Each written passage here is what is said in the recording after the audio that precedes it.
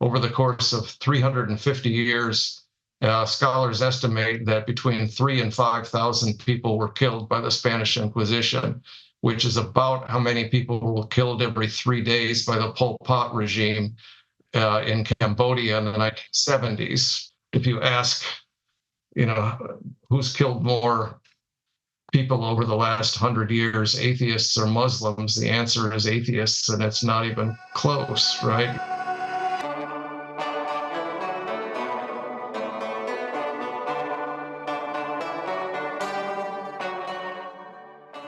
Hello and welcome to Faith at the Frontiers, a podcast that confronts challenges to the Christian faith with hope.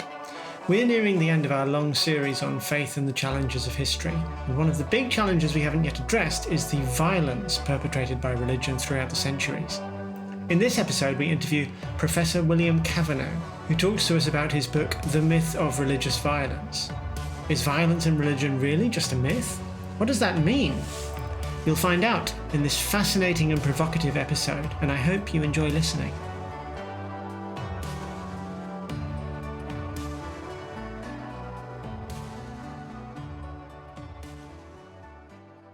Well, Professor Cavanaugh, or Bill, thank you so much for joining us on this podcast. Yeah, my pleasure.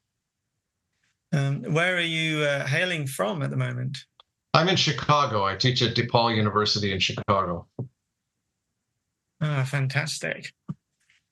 So we're in the middle of a series on faith and the challenges of history, and we've just recorded episodes on the Crusades and the Inquisition, which are two of the big ones that people pull out when they want to have challenges to Christianity.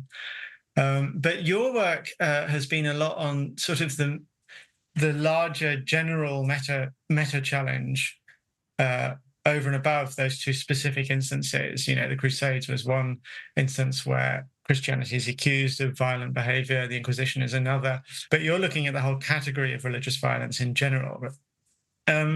So I wanted to start off just by asking you,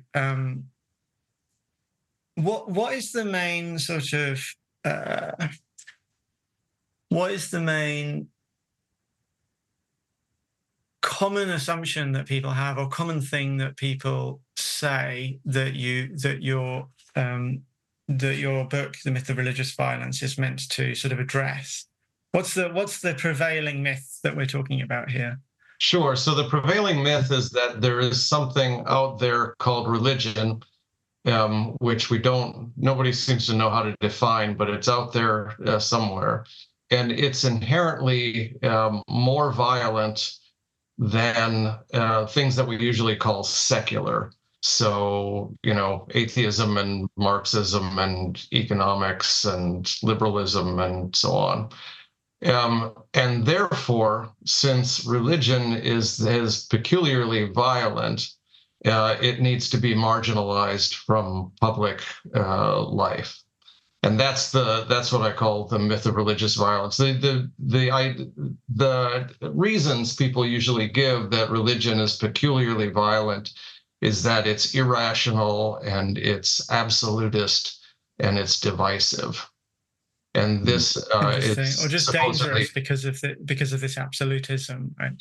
Right, yeah, and that is something that is supposed to be at least less amongst so-called secular things. Okay, well, that's very helpful. Thank you. So why do you think this view has taken hold, especially in the Western world? How has this view become so common?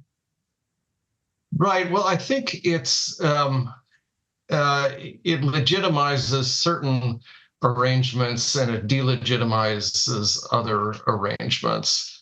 And so the way I trace the history of this is that this distinction and this myth comes about in the early modern period after a long, centuries of struggle between church authorities and civil authorities.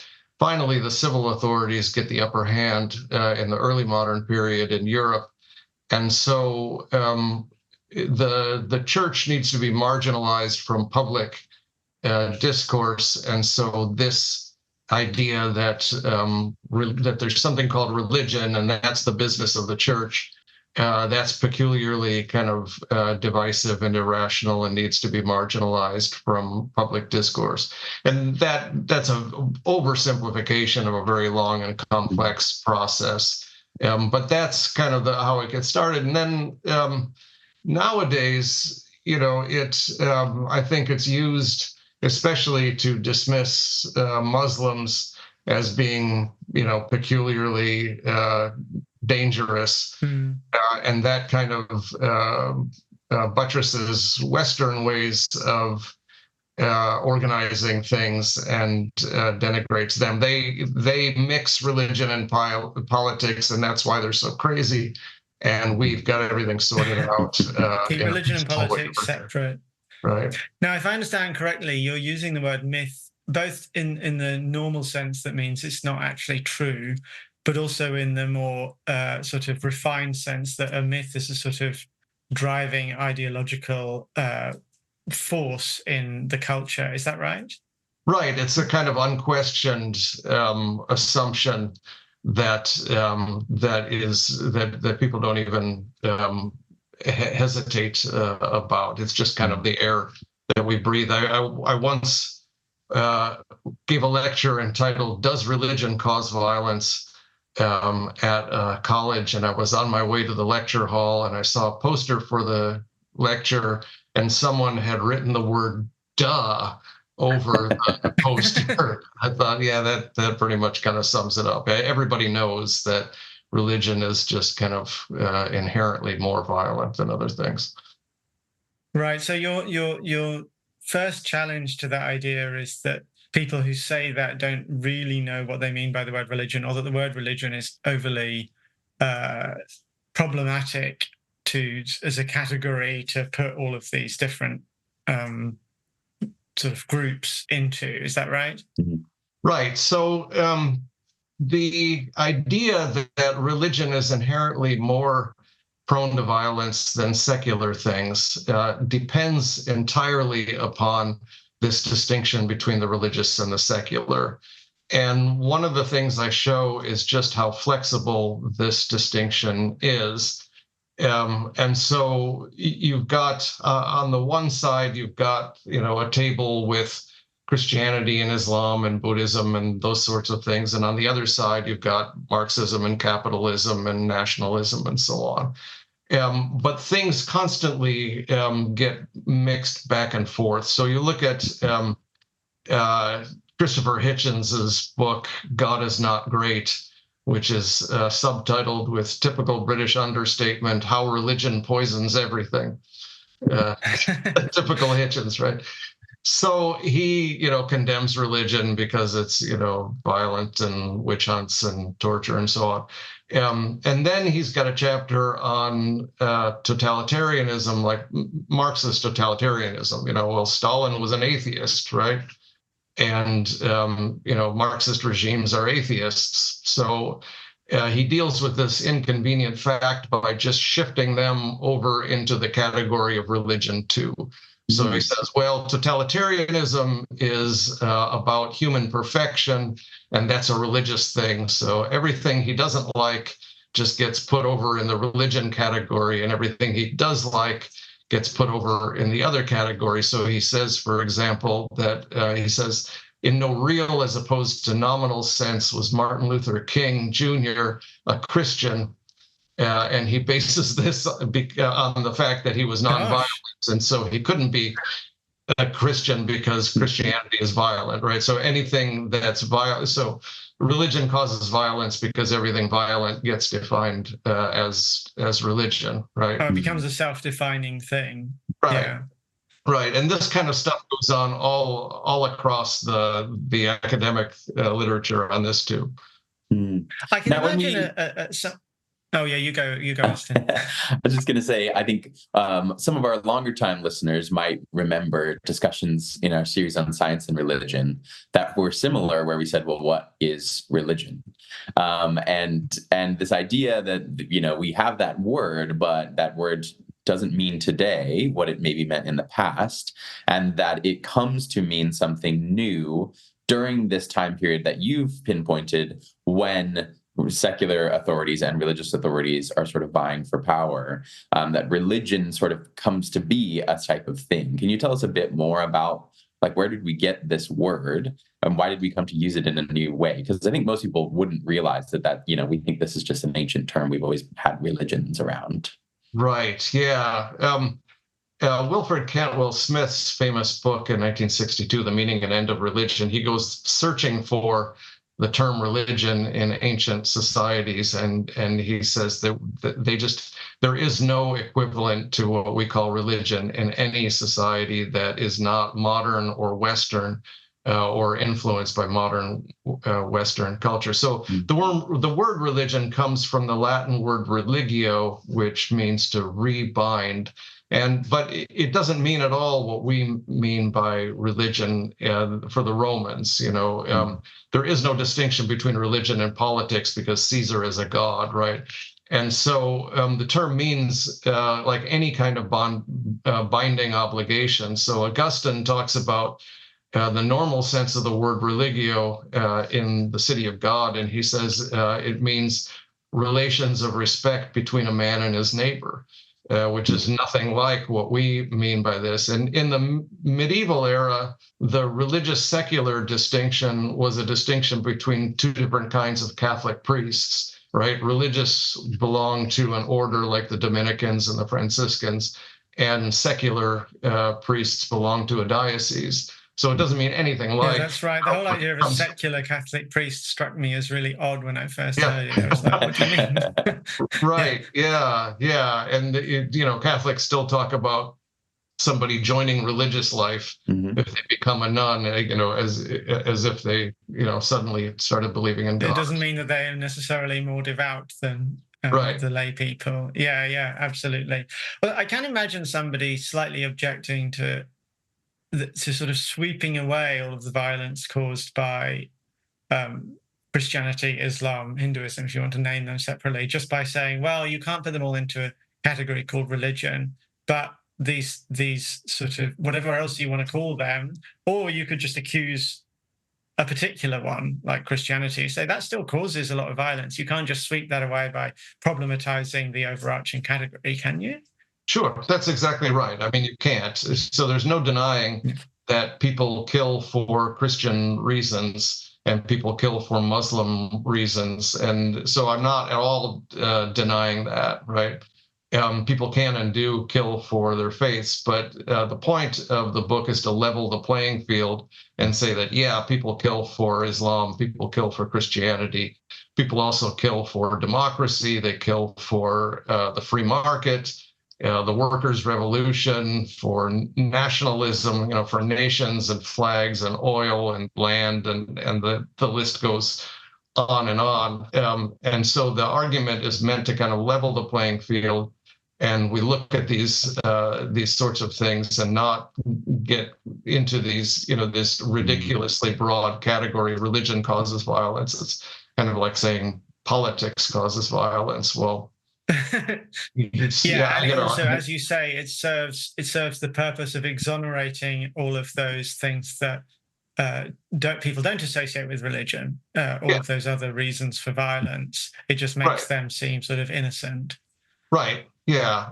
And that happens in many different ways. You talked about the Inquisition. The Spanish Inquisition, over the course of 350 years, scholars estimate that between 3,000 and 5,000 people were killed by the Spanish Inquisition, which is about how many people were killed every 3 days by the Pol Pot regime in Cambodia in the 1970s, right? So these are atheists. This is a very atheist regime, but nobody talks about the violence of atheism or the violence of secularism or whatever. And so the categories are ideological and not historically very useful. I mean, they're very useful, not in a good way. Yeah. And one of the things that this really highlights, I think, is, we always tend to kill in the name of things that we think matter, and people who kill in the name of things that we think don't matter, we see as really backwards.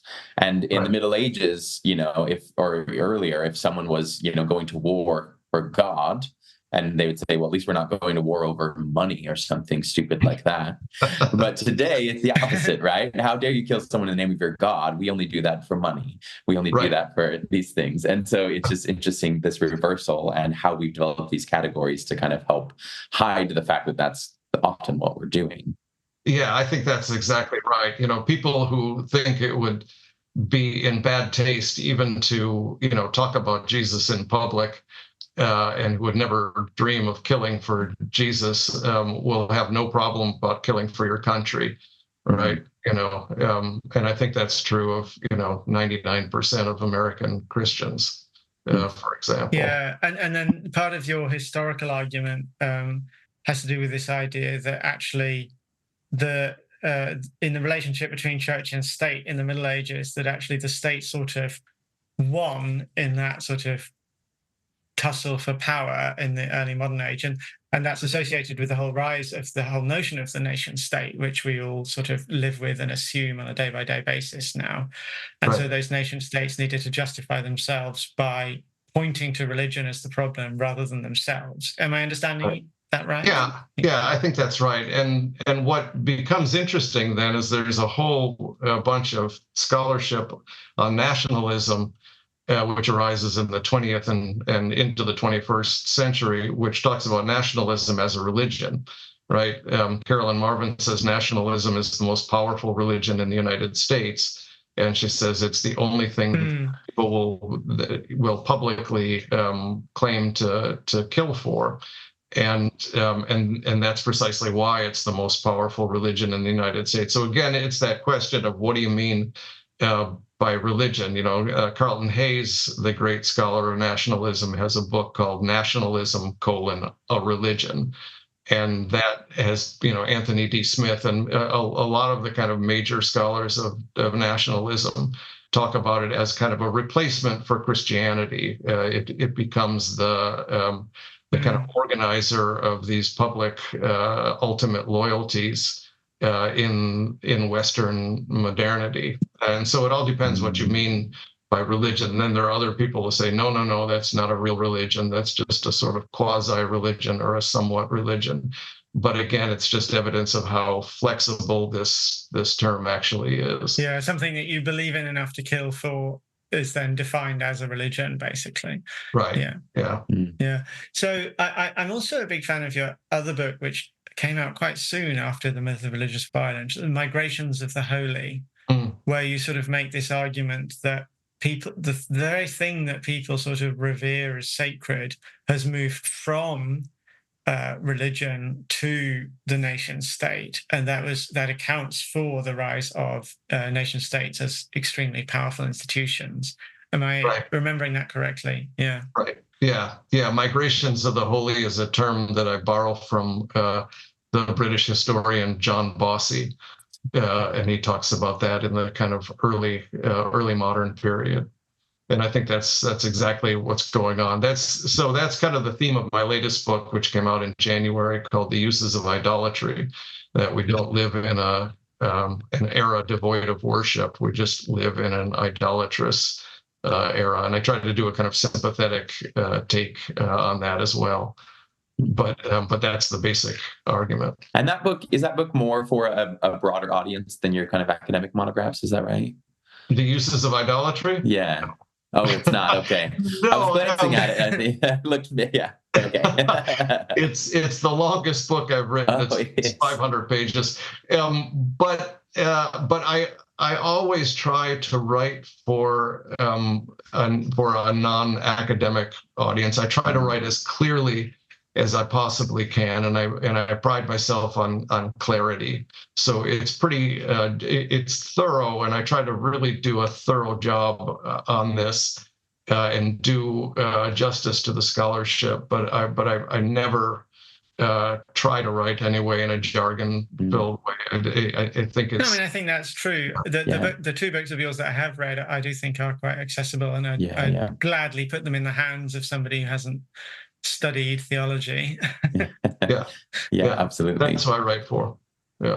Yeah, I find this idea of I think it's really really interesting because most of the time the way that we talk about these things is often framed as and you focus on this, maybe we could talk a bit about the wars of religion, right? This idea that the Protestant Reformation happens and then across Europe Christians can't agree on anything theological, so they're just killing each other. And then finally the sort of nation state, the secular nation state, comes as like the savior of that and says, okay, let's put aside our religious differences because we can't get along, and let's, this is the sort of solution. Can you tell us a bit about how you kind of problematize that story and what actually happened?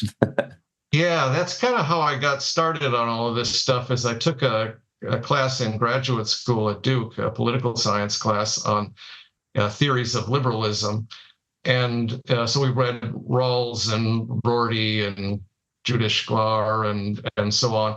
And this argument kept coming up, that liberalism was born from the cruelties of the wars of religion, Catholics and Protestants killing each other. And so the state has to kind of step in and make peace by marginalizing religion.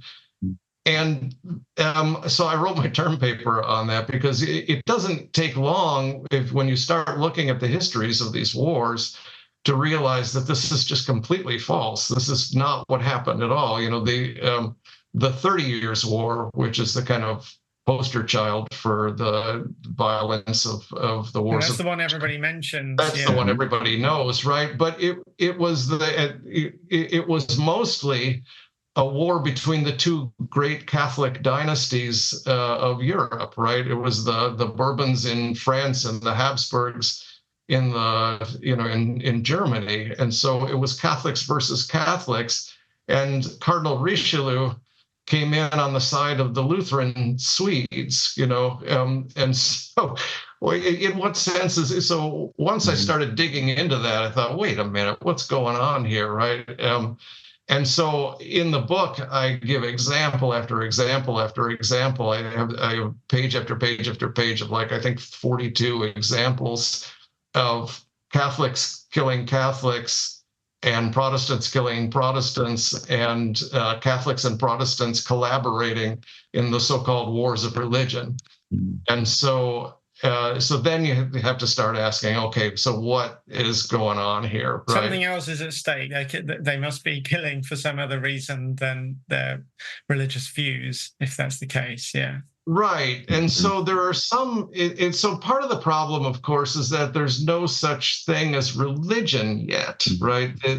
This whole concept is kind of being born in this series of wars, which are really wars about the consolidation of the modern state. And so, which is not to say that Christians aren't to blame. It's all Christians killing other Christians, right? And so this is bad. And sometimes they do so for Christian reasons, for theological reasons. But it's really much more complicated than that. And so to call these wars of religion is when there is no such distinction between religion and politics, for example, until after the wars are concluded. And it's also the case that liberalism doesn't really arise until 150 years after the wars were over. So this idea that liberalism solves the wars of religion, liberalism really kind of comes on the scene in the United States in religious tolerance and that thing, 150 years, and on the other side of the Atlantic Ocean from the so-called wars of religion. And so it's just BS, and it's not. So you get the impression that this tale that's told about the wars of religion, the people that tell the tale have not read any of the history. It's just a kind of just so story that people tell of origins, and it's it's an origin story, just like the book of Genesis is, kind of how we created, or God created, order out of chaos and saved us and so on. And it's due to the nation state. What do you think is going on then if somebody is actually killing for their nation, what leads people to give such a strong allegiance to their nation that they would be willing to kill for it? Is that something your work reflects on at all? Yeah, I mean, there's something in my new book. I have a whole chapter on nationalism, and it's called The Splendid Idolatry of Nationalism. And splendid idolatry is a term I pick up from Jean-Luc Marion, although he doesn't really develop it. He just has a passage where he kind of uses this term. And I kind of pick up on that because it's really parasitic on certain real virtues, a cause larger than oneself and dedication to one's fellow, one's fellows, right? One's kin, yeah. Right. Your culture, your yeah, and the willingness to sacrifice for others, and so all of this kind of gets wrapped into nationalism when Christendom kind of falls apart, and so it responds to. I mean, part of the argument of the book is that we're always kind of making gods that then kind of turn around and oppress us. And I'm arguing that this is what Weber thought. Weber didn't really think that we lived in a disenchanted world. He says, many old gods arise from their graves. And by this, he's talking mostly about capitalism and the nation state. And I think that's exactly right. That's exactly what happens. I mean, that's very interesting because I think most Christians think of idolatry as a problem that people had, or that people had in Bible times, but you don't get idolatry today. You don't get people worshipping other gods. You just get people either worshipping the true God or not worshipping any gods.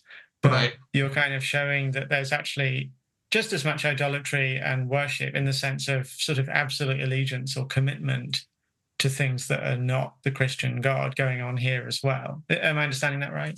Yeah, that's right. I mean, and that's the case in the Bible as well. I mean, in the Bible, you get a lot of critiques of, the worship of other named gods, the worship of Baal and so on.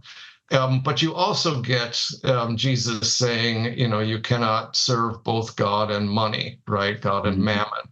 You get Paul saying their gods are their bellies in Philippians, or Ephesians and Colossians says greed is the same thing as worshiping a false god, and so on.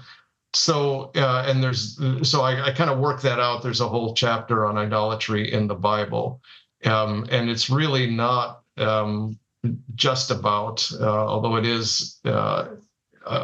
In the Old Testament, it is about the worship of other named gods, but it's about kind of devotion to anything that's not God, inordinate devotion to anything that's not God. And so when the Israelites ask for a king in 1 Samuel 8, God says, they have rejected me from being king over them, right? It's a kind of false God that they're asking for, and that theme is found throughout the Bible. I think it's interesting because you sometimes hear people say things like we're maybe a little bit aware that like capitalism can become a god, and people say, well, it's not money that's a problem, it's love of money, and you're kind of like, okay, but you're probably not going to distinguish well between those in your life. But you don't often hear people say it's not the nation that's the problem, it's love of the nation. Certainly in America, love of nation is never seen as a problem. Right. And I think an interesting thing about nationalism is that most of the kind of virtues that you've named aren't unique to nationalism, right? They go back to, clans and tribes and all kind of other forms of societies. And so it seems to me that nationalism, in some ways, it puts those into a new framework and maybe it kind of twists them in certain ways. But I think that it's an interesting moment to be thinking about this question. Obviously, everyone's talking about Christian nationalism in the U.S. and these kinds of fusions of nationalism. Do you have some thoughts about how is there something new about if nationalism is a kind of religion, how it's fusing with other religions at the moment, or how do we kind of parse out what people are wrestling with in these? Right. debates. Yeah. So to say that nationalism is the problem is not to let Christians off the hook, because Christians in places like the United States are oftentimes, very nationalistic. But what I'm trying to argue is that Christian nationalism is a problem because of the nationalism, right? The problem is not just Christian nationalism, it's Christians being nationalistic. Right. And so, because a lot of this discourse tends to go on as if nationalism is not a problem if it's secular, right? But it's only a problem if it's religious, right? And so, That's a good point. I'd never thought about that, actually, that it's Christian nationalism that's always pointed to as the problem, not nationalism as such. Right, exactly. Yeah. And so what I'm trying to point out is that it's not just Christian nationalism that's the problem, it's Christians being nationalists that's the problem. And that's the case not just in the United States, but Russia and Orban's Hungary and so on. And arguably, lots of different places. For a lot of people, the deep thing that's happening is that they're kind of primarily nationalists who are sort of trying to more and more infuse the sort of symbols and narratives of Christianity into their sort of base. I certainly see that in a lot of people. And I know these things are kind of hard to diagnose, but I think thinking about, right, what's going on there, and, in America, so many, for example, in polling, most of these people are like, I'm a Christian and I support this, but then you're like, have you ever gone to church? And they're like, a couple times. Have you ever read the Bible? No. So I think it's a sort of strange mix of things going on at the moment. Right. Yeah. I mean, the idea that Christians would be all in on Trump, is really, remarkable. I mean, I was just reading the paper this morning, and it's, people talking about, that America is sliding into, chaos, and we've lost our sense of values because Donald Trump was convicted. Here's a guy who, had sex with a porn star while his third wife was at home nursing their 4-month-old baby, and then paid her off to shut up, and then lied about it, and then was convicted of 34 felony counts by a jury of his peers. And there's a lot of Christians that for some mysterious reason seem to think that this is an assault on our values, which I just find stunning. And so clearly something other than Christianity has taken hold. It's just some bizarre folk religion that often goes under the name of Christianity, but have accepted Donald Trump as their Lord and Savior, and it's astonishing. Yeah. It's a very Oh, do you want to go, Austin? Well, yeah, I think sometimes I wonder if, and others have said this, but because nationalism is so strong in places like the U.S., it's actually made it a very difficult place for Christianity to genuinely take root. Oftentimes, it's easier for Christianity to be a tool of nationalism than to be a kind of genuine. And I don't know, I think that's different at different times, but that's certainly been my sense lately, that this is, is a place that it's actually very hard for people to be Christians, because Christianity is primarily a tool of this other, essentially, religion, which is nationalism. Yeah, I think that's right. And I don't by any means want to let Christians off the hook for this. I mean, this is idolatry, right? And it's not somebody else doing this to us. It's Christians being idolatrous. I think we need to take a good hard look in the mirror. Yeah, absolutely. I can imagine somebody saying, though, that all right, let's accept that secular forces and national forces can be just as violent as Christianity or Islam or whatever, but then we don't need that makes religions sound like they're no better than all of the other violent forces at work in the world either. They're just all bad. We need to get rid of them all and turn to some sort of non-violent expression, like maybe Jainism or something. Is it good enough just to say, okay, well, Christianity has a record of violence, but so does everybody else? Is that all we can do, or do we want to say more than that? Yeah, that's not all we can do, but that's a start, right? It levels the playing field. And so from I mean, you can look at this from a kind of normative way and an empirical way. So if we're trying to make just a historical argument, it won't do to say, well, Islam is like this, or religion is like this. Some people say, oh, Islam is inherently violent. Other people say Islam is inherently peaceful.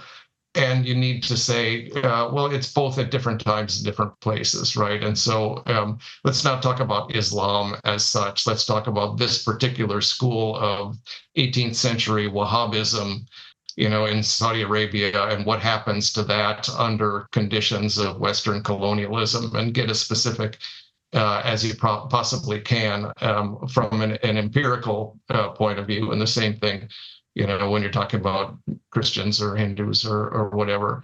But from a normative point of view, we have to also make the theological argument, right? So what I'm arguing is so a lot of people say, well, the problem is theology, right? We shouldn't mix theology with politics. And I'm arguing the problem isn't theology. The problem is bad theology, right? So we need to do good theology instead. Yeah. Right. And so I think you can make, I'm a Christian theologian, and I think you can make normative arguments that nonviolence is at the heart of Christianity, even though Christians oftentimes don't act like that, and we can't excuse that. But I do want to make an argument that this whole central idea that God becomes human and is tortured to death and doesn't take revenge, but offers peace instead, that this is at the heart of Christianity, and that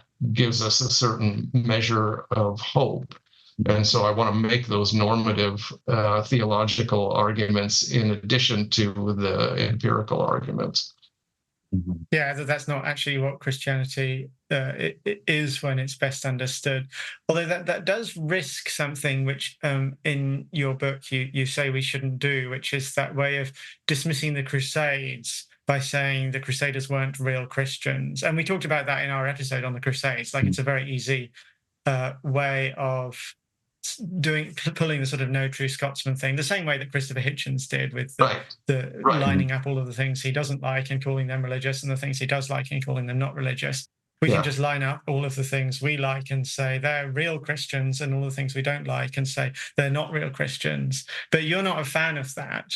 No, I'm not, although you need to make the distinction between empirical and normative arguments when you're doing that, right? So empirically, I think you have to say the Crusaders certainly were Christians, and shame on them and shame on us, right? That there is a lot of violence done by Christians for Christian reasons in history, and we can't sugarcoat that or just kind of, explain it away by saying, oh, they're not really Christians. Normatively, theologically, on the other hand, I think we do have to make an argument that they have radically misunderstood what Christianity is. And so you have to make theological arguments that say, look, here's the heart of Christianity. It's not what they were up to in the Crusades. It's something completely different. And here's the evidence, in the scriptures and the tradition for why this is central and not that, right? And so same thing with Muslims, right? I mean, they can't just excuse the terrorists and say, oh, they're not really Muslims. Empirically, but normatively, it's important that Muslims make the argument that this is not the heart of Islam, that this is not what God wants. And it's that move that I think is both difficult and scary to people, is to be able to say, for a Christian, to both own this history and say Christians have done these things and this is bad, and Christians shouldn't do these things, don't actually have reasons to do these things if understood properly. We can't do these things. And I think people are always afraid that you can't do both of those. And I think it's interesting in discourse, because sometimes what people say, right, people will say, Christianity has been violent. It is violent. It just is violent. And then you're like, well, you're kind of telling all Christians today that if they really want to be faithful Christians, they should be violent too, which really isn't the message you want to have, right? And so we need a theological argument that says, and that was wrong, right? They did it for Christian reasons, but they weren't good Christian reasons or real Christian reasons theologically. Right. And these kinds of, I mean, it's not just Christians and Muslims that do these sorts of arguments either. I mean, it's, you know, American liberals make these sorts of arguments all the time, you know, in the face of, you know, the genocide of the American Indians and the enslavement of Africans and, you know, the Vietnam War and, you know, on, all of the kind of national sins. You could make an argument and say this is because there's something really messed up about America and the whole idea of America. And then other people will want to say, no, it's just that the ideals have not been put into practice, right? And so these sorts of arguments go on all the time, and I don't think you can have a kind of neat separation between the two. You know, at some point, if you know, all Christians are, you know, throughout all of history, if you can make that argument that they're really bad, then it lends credence to the argument that there's something rotten at the core of Christianity, right? And you can't decide, you know, ahead of time, right? Yeah, I've realised that there's a slight risk in the way I've framed this whole series, is that it looks at all of the challenges to Christianity. In other words, it picks all of the worst examples that people use when they want to hit Christianity over the head with, and then we don't offer any positive examples in history.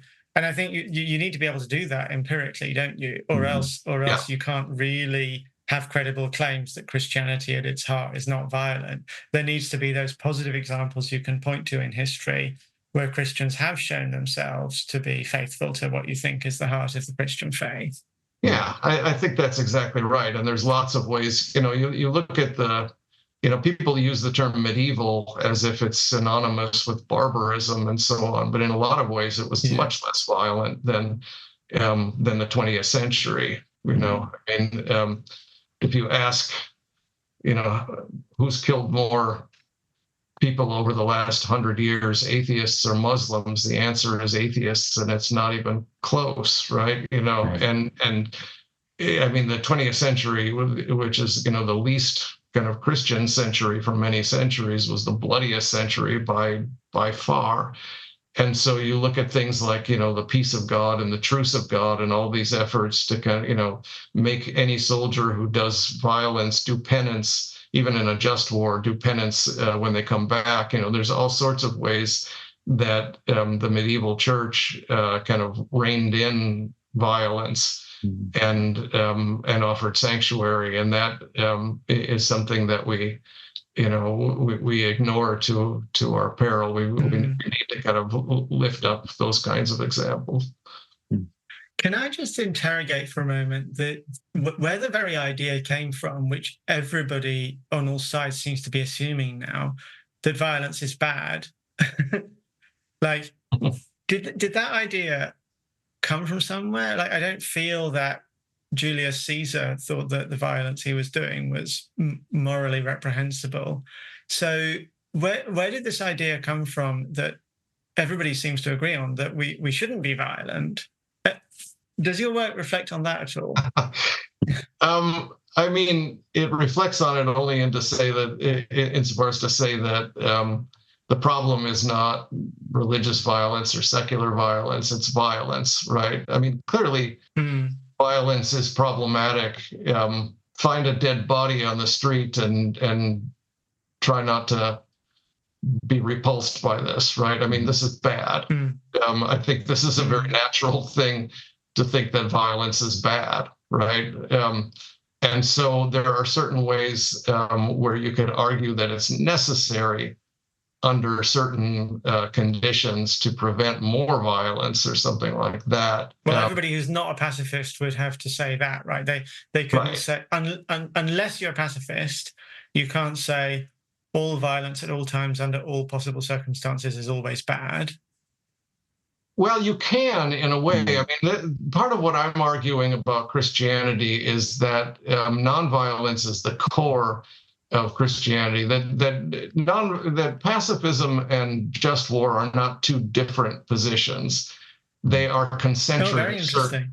Yeah, they're concentric circles. And so at the core of the just war tradition is pacifism, right? The idea that you need to avoid violence at all costs, and only under these, so a just war person will say only under these very strict conditions is it morally permissible to use violence, because it's completely necessary. So the presumption against violence is very strong in the just war tradition as well. Yeah. And so that, I think, is what's at the heart of the tradition. So even somebody who is a just warrior, I think, is going to want to say that violence is bad, right?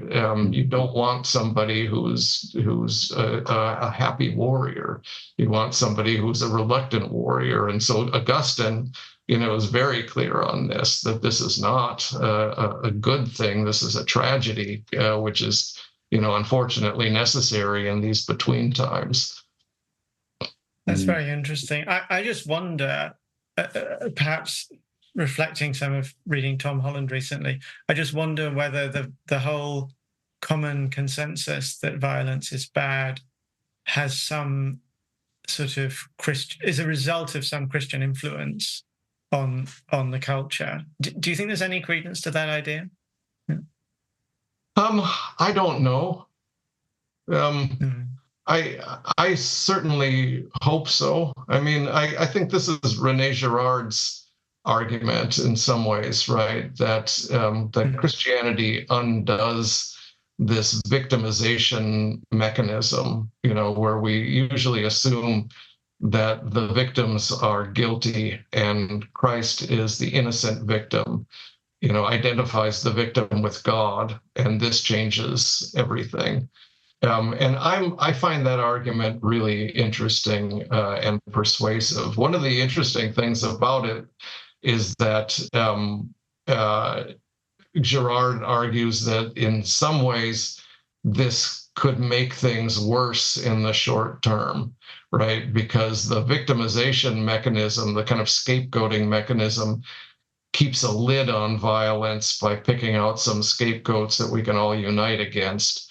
And if we don't have that mechanism for controlling violence anymore, things can get out of hand. And some of the last things he wrote were about precisely that in the current moment. But nevertheless, the basic argument is that what Christianity does is reveal the injustice and falsehood of the scapegoating mechanism. It's really interesting. I wonder too about, this is slightly jumping back, but continuing the just war question. My biggest problem with just war theory in contemporary contexts is that it's not clear to me that anybody actually cares about the ethics of anything. And so it's just about marketing. And so there's a difference. So, right, it's one thing if Augustine is talking about just war theory, but it's a completely different thing in the modern Middle East when people are talking about something as a just war, and you're like, this is just for the news. You guys don't actually care about ethics. Does anybody care about ethics? I don't know. I'm curious what you think about that. Well, I mean, the just war theory would be a lot more credible to me if it ever actually prevented violence rather than justify it, right? Mm-hmm. And so the way it usually works is, the United States attacks Iraq, and then a week later you get an op-ed in the Wall Street Journal from George Weigel explaining why this is justifiable, according to Christian criteria. And so it doesn't seem to ever work where you get people kind of making the discernment that this is not just.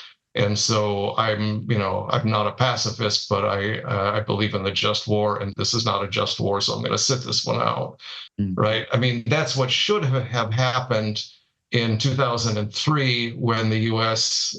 invaded Iraq, and what, especially in retrospect, but also in, ahead of time, was pretty clearly not a just war. And this is what Pope John Paul II said. This is what Cardinal Ratzinger at the time said.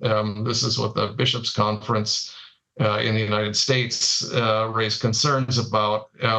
But then the war broke out, and Catholics just went and fought in it anyway, with a few exceptions, right? So if the just war was actually a functioning tradition, you would expect to find considerable numbers of Christians, Catholics in particular in this instance, who would have said, I'm sorry, this is not a just war, and I'm going to sit this one out, right? I'm not a pacifist, but I'm a Christian soldier, and this is pretty clearly unjustifiable, and so I'm going to sit this one out. But what you find instead is people like George Weigel and Michael Novak arguing that it's not for the individual soldier, and it's not for the Pope to decide, it's for the president to decide. And once the president decides, then Christians just need to do, whatever the president wants them to do, right? I mean, in order to have a functioning just war theory, you have to have selective conscientious objection.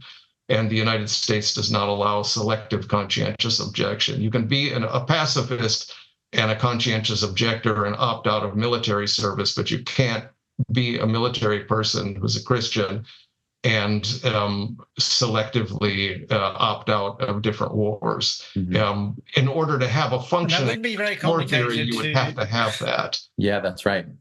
Because it's basically saying, if you're part of our military, you're on board with everything military does. Right. It's not possible that we would do something wrong, so just do what we say. Right. Yeah. Gosh, it's hard though, because can you imagine being a general and having all of your soldiers constantly question whether the particular move you're making is ethically acceptable or not? It's no way to run an army. That's right.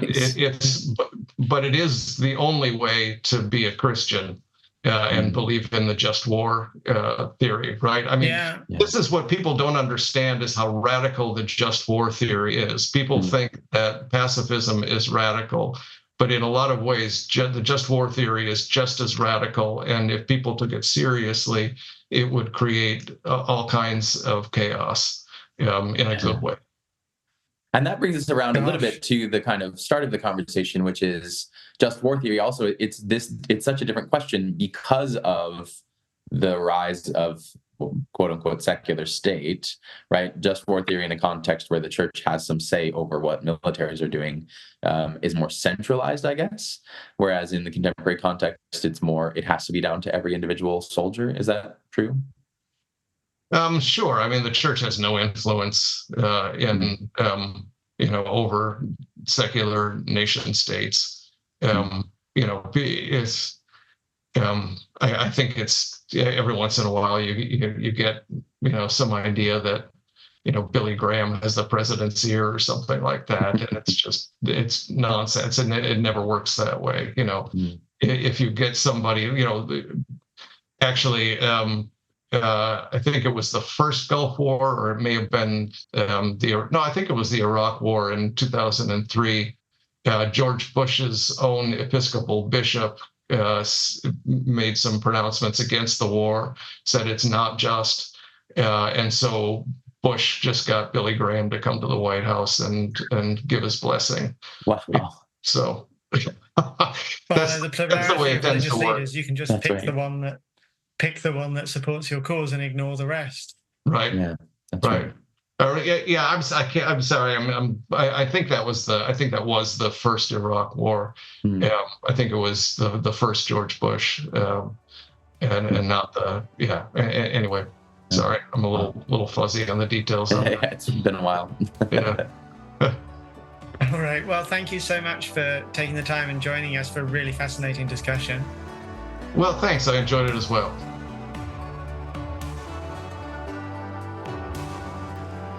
Thank you for listening to Faith at the Frontiers, a podcast that confronts challenges to the Christian faith with hope. If you liked this episode, then do subscribe to hear more like it in the future. For now, goodbye.